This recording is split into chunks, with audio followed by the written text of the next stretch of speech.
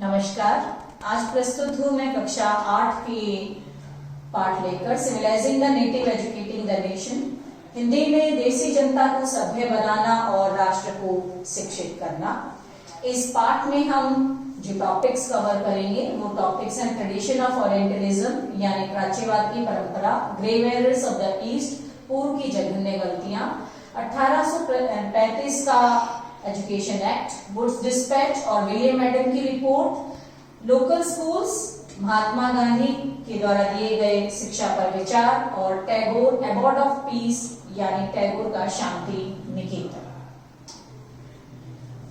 इस पाठ में हम ये देखेंगे कि किस प्रकार ब्रिटिशर्स ने, अगर बात की जाए तो ब्रिटिश जब भारत में आए तो उस समय उन्होंने यहाँ पर सिर्फ पॉलिटिकल यानी राजनीति की ही पावर की बात करें तो उन्होंने राजनीतिक पावर को ही हासिल नहीं करने की कोशिश की, बल्कि उन्होंने कहा कि हमें सामाजिक रूप से भी ताकतवर होना जरूरी है। अगर आपको याद हो, पहले पाठ में हमने औपनिवेशीकरण की परिभाषा पढ़ी थी। उस औपनिवेशीकरण की परिभाषा में हमने पढ़ा था कि कोई एक ताकतवर देश किसी कमजोर देश पर राजनीतिक रूप से, सामाजिक रूप से, आर्थिक रूप से और सांस्कृतिक रूप से जब कब्जा कर लेता है तो उस प्रक्रिया को क्या कहा गया? औपनिवेशीकरण। तो इसका मतलब है कि ब्रिटिशर्स ने हमें राजनीतिक रूप से ही हमारे ऊपर कब्जा नहीं किया, बल्कि सामाजिक रूप से और सांस्कृतिक रूप से भी कब्जा करने के बारे में सोचा था। तो वो जब हमारे ऊपर सामाजिक और सांस्कृतिक रूप से यानी सोशल एंड कल्चरल फॉर्म में जब हमारे ऊपर कंट्रोल करना चाहते थे तो वो किस लिए करना चाहते थे? उनके करने के पीछे कारण ये था क्योंकि जब तक वो हमारी संस्कृति के बारे में समझेंगे नहीं तो वो हमसे किस प्रकार टैक्स यानी रेवेन्यू किस प्रकार वसूलेंगे। उनके पास राजस्व ज्यादा से ज्यादा तभी आएगा जब हमारी कल्चर के बारे में उन्हें पता होगा। तो इसके लिए उन्होंने सोचा Indians had to be civilised and educated so that they would be better. तो उन्होंने कहा कि भारतीयों को सबसे पहले सभ्य बनाने की कोशिश करें। उन्हें ये लगता था कि भारतीय असभ्य है, सभ्य नहीं है, तो उन्हें हम सभ्य बनाएं, यानी वो अपनी ब्रिटिश संस्कृति भारतीयों को सिखाना चाहते थे। The English east India company, जो अंग्रेजी ईस्ट इंडिया कंपनी थी, वो भारत में इस क्षेत्र पर 1612 से लेकर और 1858 तक उन्होंने शासन किया। 1858 के बाद आपको पता है ईस्ट इंडिया कंपनी का शासन खत्म हो गया था और महारानी का शासन सीधा शुरू हो गया था। तो इसी को शुरू करते हुए हम सबसे पहले पढ़ेंगे प्राच्यवाद की परंपरा के बारे में, यानी ओरिएंटलिज्म के बारे में। तो ओरिएंटलिज्म का मतलब है कि देसी जनता को शिक्षित करने के लिए ब्रिटिशर्स ने क्या क्या किया, यानी ब्रिटिशर्स किस प्रकार हमारी शिक्षा प्रणाली को देख रहे थे। तो उसमें सबसे पहले आपकी आती है प्राच्यवाद की परंपरा, यानी प्राच्यवाद किसे कहते हैं। सबसे पहले ये समझा जाए कि प्राच्यवादी कौन कहलाए। प्राच्यवादी वो लोग कहलाए जो बहुत सारी भाषाओं के ज्ञाता थे, या फिर हम कह सकते हैं जिनको एशिया के यानी पूर्वी जो देश थे, एशिया में आपके अरब देश और भारत, इन देशों की संस्कृति का जिनको गहन ज्ञान हो, उन लोगों को क्या कहा गया? प्राच्यवादी। यानी एशिया, अरब, इनकी संस्कृति का जिनको गहन ज्ञान होगा उन लोगों को कहा गया कि वो प्राच्यवादी होंगे। इसमें सबसे पहले एक प्राच्यवादी का जिक्र किया गया है, विलियम जोन्स। विलियम जोन्स जो थे, आपको तस्वीर दिखाई दे रही है, विलियम जोन्स 1783 में भारत में आए। वो लिंग्विस्ट थे यानी भाषाविद थे। वो बहुत सारी भाषाओं के जानकार थे।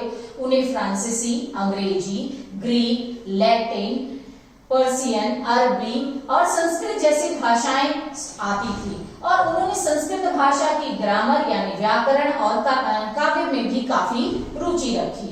उन्होंने भारतीय, अगर बात की जाए तो प्राचीन भारतीय जो टेक्स्ट है यानी प्राचीन भारतीय पुस्तकें जैसे हमारे वेद है, पुराण है, उनका अध्ययन करना शुरू किया। उनमें कुछ किताबों का मैंने यहाँ पर अनुवाद बताया गया है, जैसे कि उन्होंने फिलॉसफी, दर्शन शास्त्र के बारे में, धर्म, राजनीति, नैतिकता, अंकगणित और मेडिसिन यानी दवाओं के ऊपर जो हमारा आयुर्वेद है उस विज्ञान का अध्ययन उन्होंने गहराई से किया।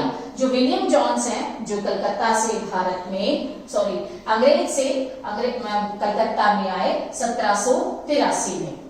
ये प्राच्यवादी रहे। उनके साथ दो लोग और थे, हेनरी थॉमस और कोलब्रुक। इन तीन लोगों ने मिलकर यहाँ पर भारतीय संस्कृति का गहरा ज्ञान पढ़ना शुरू किया। और जब इन्होंने पढ़ना शुरू किया तो इन्होंने एक सोसाइटी बनाई, जिस सोसाइटी का नाम रखा गया एशियाटिक सोसाइटी ऑफ बंगाल। किसने बनाई ये मैंने अभी आपको बताया।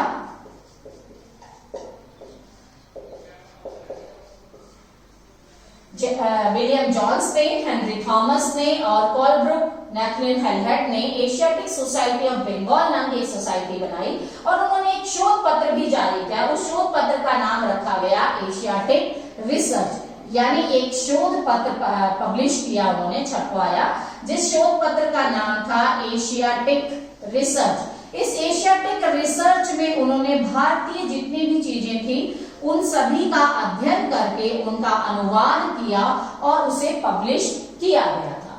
इसी प्राच्यवादी की परंपरा के आगे ध्यानार्थ देखते हुए हम ये देखेंगे कि प्राच्यवादियों के भारतीय संस्कृति के प्रति कैसे विचार थे, यानी भारतीय संस्कृति के प्रति वो कौन से विचार रखते थे।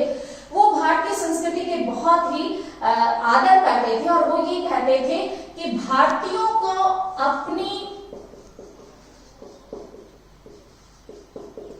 अपना दोबारा से ज्ञान जो हम भूल चुके हैं उसका दोबारा से, यानी उसको दोबारा गर्व करना होगा। और वो गर्व तब होगा, ज्ञान पर गर्व करना होगा क्योंकि हम उसे भूल चुके हैं, we had lost our glory.